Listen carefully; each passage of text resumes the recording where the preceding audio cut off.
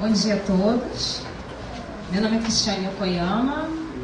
Eu sou psicóloga, especialista em transtornos compulsivos, estudante da pós-graduação de relacionamento amoroso e sexualidade humana do Rio de Janeiro. E antes de começar o trabalho, eu vou dizer de onde surgiu esse trabalho focado com as mulheres e falar um pouquinho desse lugar que eu ocupo hoje nesse trabalho com o mundo feminino, que começou de uma forma tanto quanto preconceituosa. Há mais ou menos 9 anos atrás, eu trabalhava numa clínica de internação em dependência química e eram 90 residentes. Desses 90, 10 da ala feminina e os demais da ala masculina. E eu sempre trabalhei com a ala masculina, tinha um trabalho muito direcionado para o masculino. E um belo dia, a coordenadora me chamou e falou: olha, você agora vai assumir a ala feminina, que sempre deu muito trabalho. Eu falei: meu Deus do céu, o que faz aquela mulherada lá? Que todos tinham horror das 10 mulheres e todos só queriam ficar com os 90 homens. E hoje eu agradeço muito, nada por acaso, porque essas mulheres não só me ensinaram muito ao longo dos 5 anos que eu fiquei naquela instituição, como deram continuidade ao trabalho que eu tenho hoje voltado para o lado feminino. Nós vamos falar um pouquinho hoje, brincar de falar, sobre a masturbação feminina. E o tema que eu escolhi foi o nada. E alguém consegue entender por que será que eu escolhi o nada? Alguém dá algum palpite? Querem me ajudar? O que vocês acham? Alguém já leu muita coisa em relação à masturbação feminina? Só uma? Mais ou menos. Na realidade, quando eu fui buscar esse tema, eu tive um pouco de dificuldade em relação a autores diferenciados, matérias diferenciadas sobre esse assunto de uma forma específica. O que a gente veio, nós vamos ver hoje na apresentação, é uma forma mais global, mais superficial, falando sobre o tema em si. Então é por isso que eu escolhi o nada, combinando também com a posição que a mulher vem ocupando ao longo da história e que hoje, apesar de estarmos aí em plena contemporaneidade, como o próprio Luiz colocou, apesar de sermos mulheres múltiplas e exigimos sim homens múltiplos, não é assim? Claro.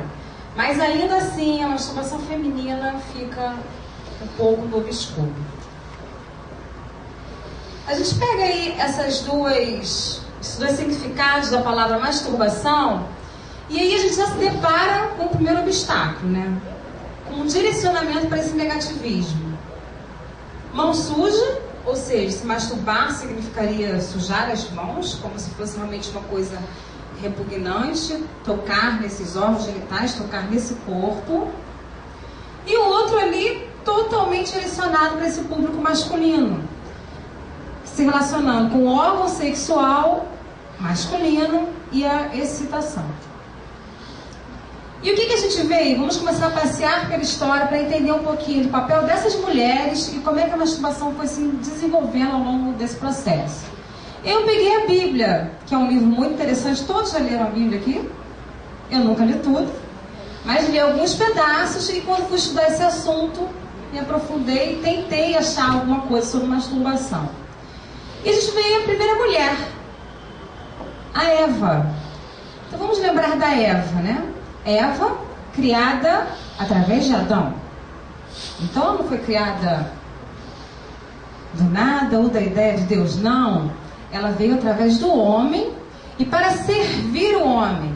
Ou seja, esse primeiro de registro bíblico de mulher como aquela criada para servir a figura masculina. Tendo aí o sexo como uma figura de reprodução humana. Ela estava ali para poder gerar filhos para aquele homem. E mais além, ela foi aquela que... O que a Eva fez com a historinha lá da maçã? Foi aquela que traiu. Nós somos as grandes responsáveis pela traição. E isso é um processo histórico. E por isso ela foi marcada para sofrer, porque afinal de contas, se ela traiu, ela a partir dali teria as dores do parto. E não só do parto, mas as dores de ter que servir a esse homem de forma eterna. E nós hoje reproduzimos essas Evas. Todos são psicólogos aqui? Levanta a mão quem é psicólogo, por favor. Área educacional, tem alguém? Ok. Quando nós recebemos em nossos consultórios mulheres que relatam: não, a minha vida é o meu marido e a minha família. Eu hoje não gosto mais dele, mas não consigo me separar porque a minha vida totalmente perderia o sentido. E quando você pergunta para ela, e como é que é a sua vida? Não, eu lavo, eu passo, eu cozinho. A vida dela é realmente totalmente voltada para esse homem. É ou não é uma Eva? É uma Eva, nos tempos de hoje. E aí, andando mais um pouquinho, a gente saiu aí da mulher traidora e submissa, a gente se depara com a Maria. E aqui o processo de santificação dessa figura feminina. Maria, pura, voltada também para esse público masculino, porque ela está ali para gerar esse filho, cuidar desse filho e ficar ao lado desse filho a qualquer preço. Mãe e fiel. Não há em Maria a figura da sexualidade. É como se ela fosse realmente santificada, e em santificação não há a sexualidade. Então, se Eva estava ali para procriar filhos e cuidar desse homem e sofrer, Maria estava ali para cuidar também desse homem e para não ter a sexualidade. E o que a gente vê aí com um trechinho da Bíblia, citado por Paiva, onde ele coloca que as mulheres realmente precisam ser submissas a esse homem. O Senhor aí referenciando a Deus. E as mulheres como aquelas que precisam seguir os seus maridos. Vou até um pouquinho mais além, lembrar aqui de um mito hebraico, que é Lilith. A Lilith, que a gente não consegue encontrar nas Bíblias tradicionais, mas seria aí a segunda mulher de Adão, ela foi expulsa e ela também foi direcionada ao negativismo. Era aquela que dormia com os demônios. Então, na Bíblia, o registro que nós vemos de mulheres são todas de submissas e referenciadas a esse homem, e infelizmente, muitas vezes de forma negativa. Aí a gente dá um pulinho agora pela Grécia. Na Grécia, mulher não era nada, né? A gente volta lá para o título inicial, é por isso que eu achei que era a melhor forma. Porque ser mulher não era ser cidadão, só existiam os cidadãos homens. Então, na Grécia, a mulher ela realmente ocupava uma posição social inferior. Ela estava ali novamente, repetindo lá aquele processo da Bíblia, para servir esses homens, porque eram seres irracionais. Não tinham capacidade cognitiva como os homens possuíam, para poder participar desse mundo social e político. Elas eram aquelas mulheres esposas, olha a figura da Maria aí se repetindo. Pura e casta, porque quem é esposa? Ela precisa ser pura, e se é pura, assim como Maria, também não pode estar direcionada por esse lado sexual. Porque ela é uma mulher casta, então essa mulher ela não vai ter prazer. Masturbação não faz parte aí dessa realidade das esposas. O sexo seria apenas para procriação. E a gente vai mais um pouquinho aqui para essa outra figura feminina. As cortesãs, que possuíam um alto nível, participavam até, porque estavam ali bem próximos ao público masculino, eram mulheres bonitas, inteligentes, mas que mesmo assim não assumiam nenhum cargo ou nenhuma decisão a nível social. Também estavam à margem. Essas com uma figura de sexualidade exacerbada, mas no sentido de quê? Dar prazer a esse homem e não de dar prazer a ela mesma. E aqui embaixo, as concubinas. Essa é um pouco mais agravante, porque eram mercadorias. Vejam só, poderiam ser vendidas, negociadas. Não quero mais, eu jogo fora, como se fosse um papel. E isso, infelizmente, nós ainda assistimos em nossa sociedade. Quantas e quantas mulheres ainda são negociadas, ainda meninas. Isso não é difícil você ver no noticiário de televisão. Como também não é difícil você ver dentro do seu consultório a mulher reclamando como ela foi trocada por outro alguém ou por uma outra situação. Não seria a reprodução disso aqui? E a sexualidade dessa mulher? E o que a gente vê aí na Grécia? A questão da masturbação, ela estava realmente direcionada somente para essa figura do masculino. Mas ainda encontramos alguns registros que sinalizam o uso dos dildos, que seria hoje que a gente chama de consolo, substitutos para o pênis, né? Naquela época, ou seja, poderia até existir alguma coisa, mas eu não consegui encontrar dados aprofundados que relacionassem a isso.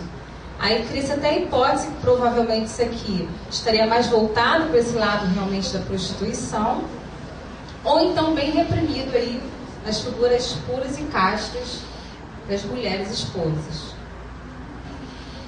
E vamos continuar a nossa caminhada e falar um pouquinho da Idade Média e Moderna.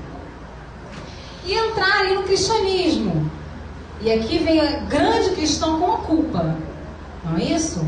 Porque, afinal de contas, se você for olhar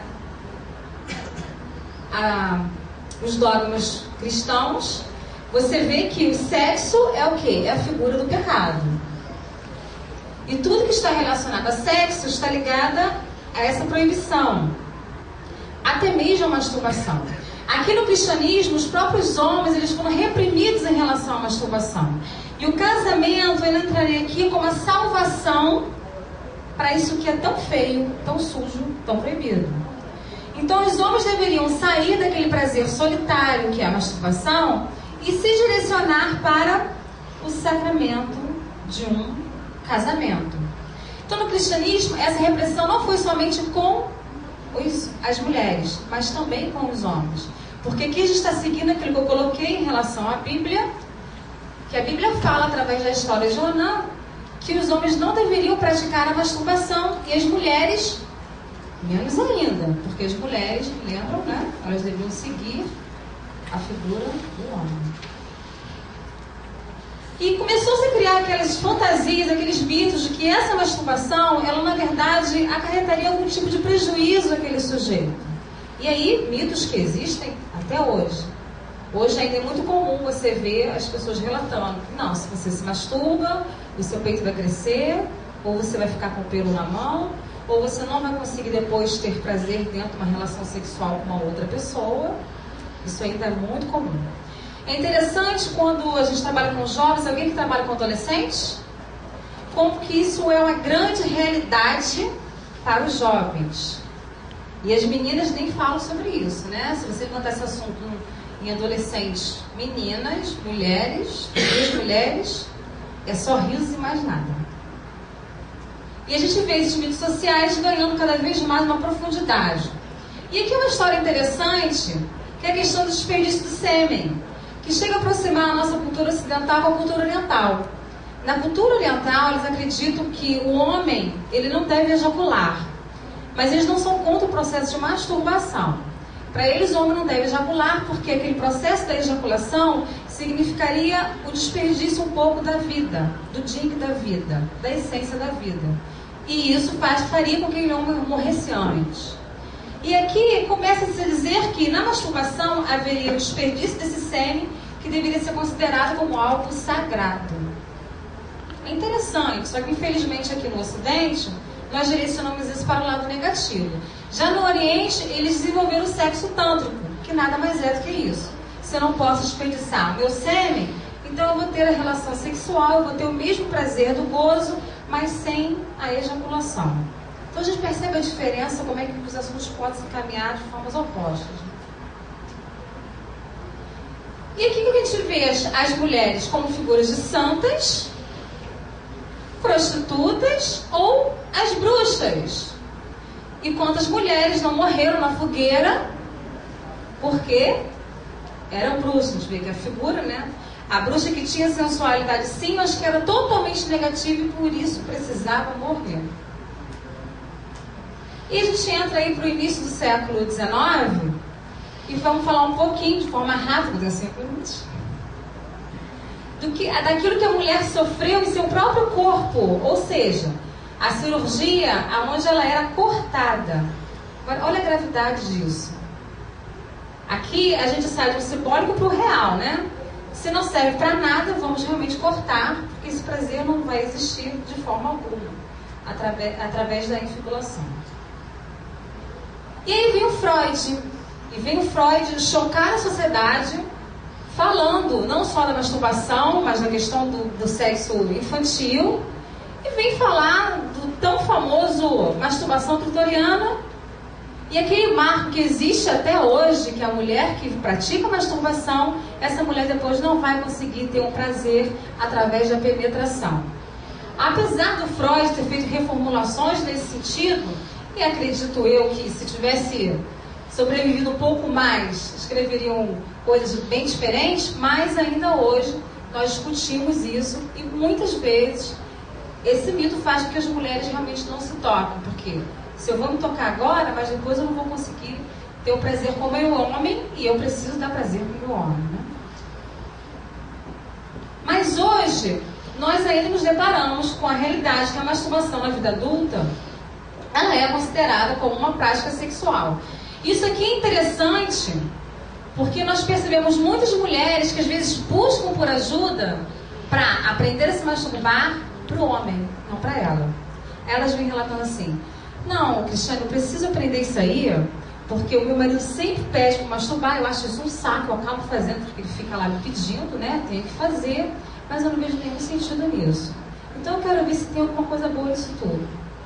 Ou seja, ainda direcionado para essa figura masculina, mesmo quando ela vai tocar o seu próprio corpo.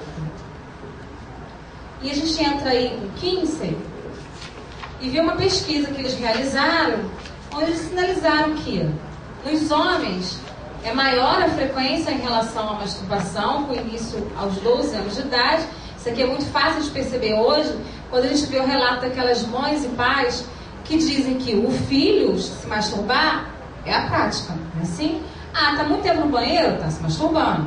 Aí o pai vai lá e compra um monte de revista masculina para o menino, ou incentiva a entrar em sites, é o filho macho.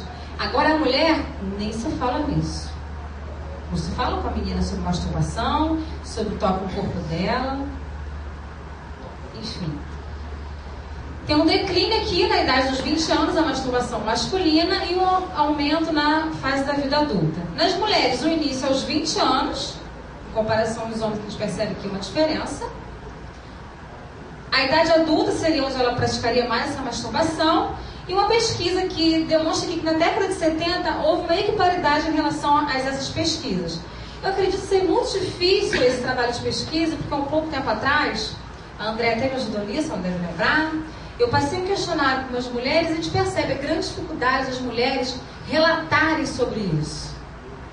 Porque você dá o questionário para aquela mulher, e é uma mulher que você já conhece, que você já conversou, que você já sabe da história dela, e quando você vai ver o que ela respondeu, não corresponde realmente a uma realidade.